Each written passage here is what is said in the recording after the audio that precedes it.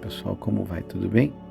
Hoje, dia 30 de setembro, nossa leitura está já no Novo Testamento, livro de Mateus, capítulos 7 ao 9. A gente está chegando aí ao fim do ano, estamos entrando já no último trimestre do ano e a gente precisa se atentar aos detalhes da palavra. Louva a Deus pela sua vida, espero que você tenha acompanhado, esteja nos acompanhando nessa leitura diária e que a sua vida esteja sendo ricamente abençoada pela presença do Senhor e por essa leitura tão viva que é a palavra do Senhor. Quero destacar aqui um título, um exemplo em cada um desses capítulos que nos cabe hoje. O capítulo 7, o capítulo começa dizendo: não julgueis para que não sejais julgados. E aí nos faz enxergar e fazer uma autoavaliação sobre a forma como estamos julgando as outras pessoas. Se nesse julgamento, se nessa avaliação, nós estamos fazendo uma autoanálise, uma autoavaliação. Mas, ao mesmo tempo que a palavra do Senhor diz que nós não devemos julgar, logo lá na frente, a partir do versículo 15, diz que a gente tem que ter cuidado, ficar cauteloso com os falsos profetas, que se apresentam disfarçados como ovelhas, mas por dentro são, na verdade, lobos, roubadores, são ladrões.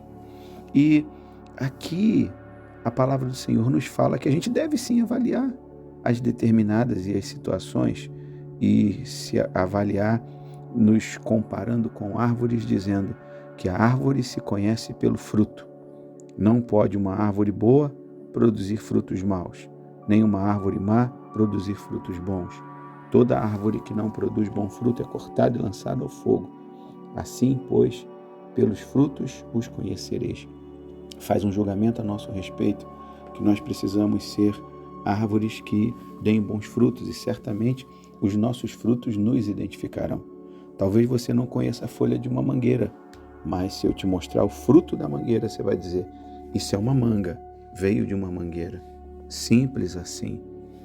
No capítulo 8 eu quero destacar a cura do criado de um centurião, que fala de como nós podemos fazer com que Deus esteja admirado por nós, a nosso respeito, por causa da nossa fé.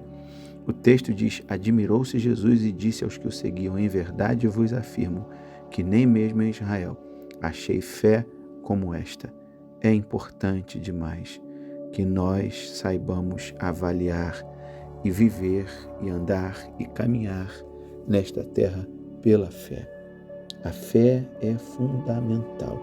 A fé é a linguagem do reino que vivemos.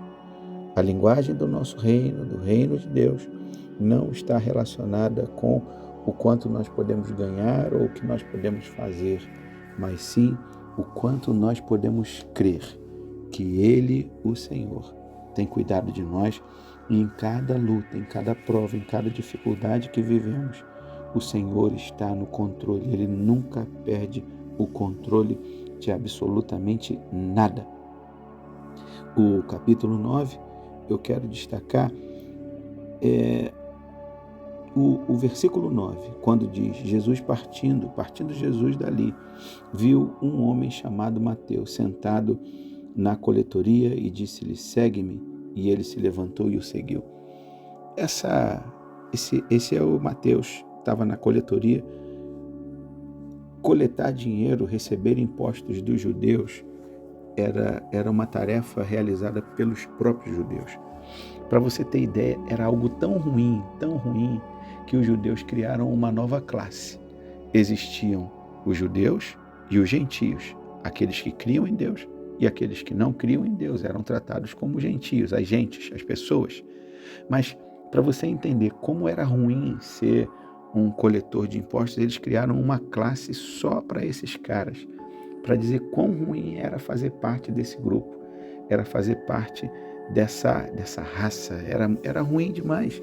Mas independentemente de qualquer coisa, e Jesus vem como um judeu, vem como alguém nascido de Israel, nascido como judeu, e Jesus simplesmente diz: segue-me. Esse é o apelo que o Senhor faz para mim, para você e para qualquer outra pessoa que ainda esteja se vendo de repente como alguém indigno, mas Ele está dizendo: segue-me. Apenas se levante e siga a Jesus. Para finalizar, eu quero destacar contigo quando Jesus começa a falar sobre o jejum e depois ele, a partir lá do versículo 16, ele vai falar: ninguém põe pano novo, um remendo novo numa veste velha, porque senão o remendo vai se romper e vai ficar maior ainda o buraco. Também não se coloca vinho novo em odres velhos. Um odre era como se fosse uma garrafa de couro, uma bolsa de couro que se transformava, era usado como se fosse uma garrafa, onde se punha vinho. E se você colocasse um vinho novo num odre velho, a força da fermentação, da acidez do vinho, certamente ia destruir o odre e ia se perder tanto o odre como o vinho. Ele está dizendo: para um momento novo é preciso uma mente nova. Para um vinho novo é preciso um odre novo. Deus tem preparado um tempo novo para você, para nós. Então, prepare-se. Permita que a sua mente seja renovada pelo Senhor.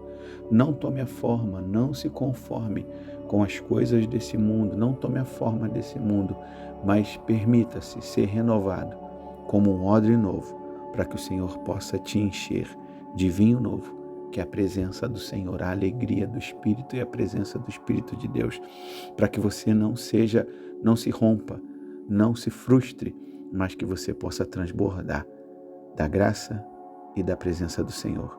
Que o Senhor te abençoe rica e abundantemente. Fique na paz.